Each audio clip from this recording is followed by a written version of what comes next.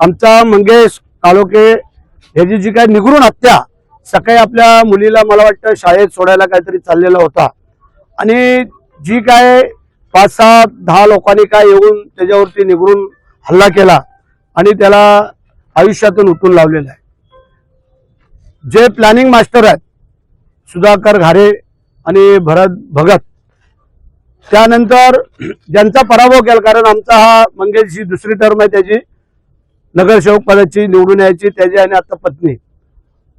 आमदारकीच्या वेळेला त्यांनी एवढं प्रामाणिकपणे काम केलं की माझ्या या खोपोली नगरपालिकेने आमचा आमदार इथून निवडून दिला, त्यामध्ये शेयाचा वाटा आमच्या मंगेशचा होता आणि हे खूपच होतं त्यांना कुठेतरी।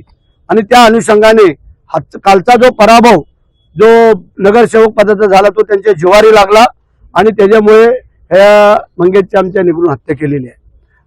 आज जर आपण पाहिलं तर त्यांचे करते करविते इकडे सभा घेऊन गेले, सगळे गेले आणि कालपर्यंत जे काय दुसऱ्यावरती शिंतोडे उडत होते ते आज त्यांच्या कार्यकर्त्यांनी काय केलंय हे पण त्यांनी पाहावं की एका गरीब कुटुंबातल्या आमच्या या कार्यकर्त्याला त्यांनी आयुष्यातून उठवलेलं आहे।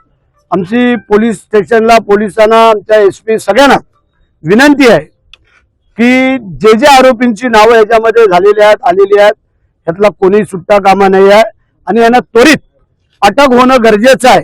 आणि म्हणून आज जर आपण इथं पाहिलं तर इथं 2-3 हजार लोकांचा मॉब, महिला भगिनी सगळ्या सकाळपासून थांबल्या होत्या। आज मी असेल, आप्पा असतील, आमचे पदाधिकारी कार्यकर्ते सगळ्यांनी येऊन त्यांची आता समज काढली, ते कोण इथं हलायला तयार नव्हते।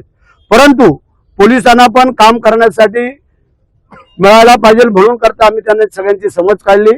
आता आम्ही बॉडी मंगेशची खालापूरवरनं आता आणतोय, त्यानंतर आम्ही सगळे तिथे जातोय आणि त्या ठिकाणी जाऊन त्यांच्या कुटुंबियांचं सांत्वन करू आणि जे आरोपी आहेत आणि आरोपींबरोबर जे इथले पोलीस इन्स्पेक्टर हिरे ह्यांच्याकडून जी काय चूक झालेली आहे, कारण तो त्या आरोपींचा मित्र आहे हिरे म्हणून असं आता संबोधलं गेलेलं आहे, कारण त्याच्याकडे काल तक्रार दिली गेली, त्यांनी तक्रार घेतली नाही आहे।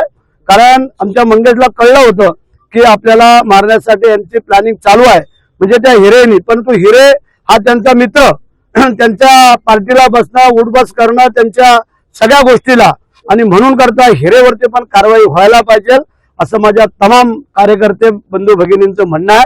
आणि आमच्या SP मॅडमना पण म्हणणं आहे की ज्या हिरेने हलगर्जीपणा केलेला आहे त्याला त्वरित इथून निलंबित करून त्याला इथून बदली करून द्यावं अशी आमची विनंती राहील आणि आमच्या मंगेशला न्याय द्यावा। सर, यामागे मास्टर माइंड कोण असण्याचे संकेत आहेत काही? मगाशी जे काय आम्ही सांगितलं ते पोलीस तपासामध्ये होईल, परंतु सुधाकर घारे, भरत भगत आणि ही जी काय मंडळी आहेत, कारण यांच्या जिवारी लागला आमदारकीची पडल्यानंतर आणि खोपोली नगरपालिका हातातून गेल्यामुळे जे काय त्यांच्या जिवारी लागले हे मास्टर माइंड आहेत, मगाशी सगळ्यांनी सांगितलेलं आहे।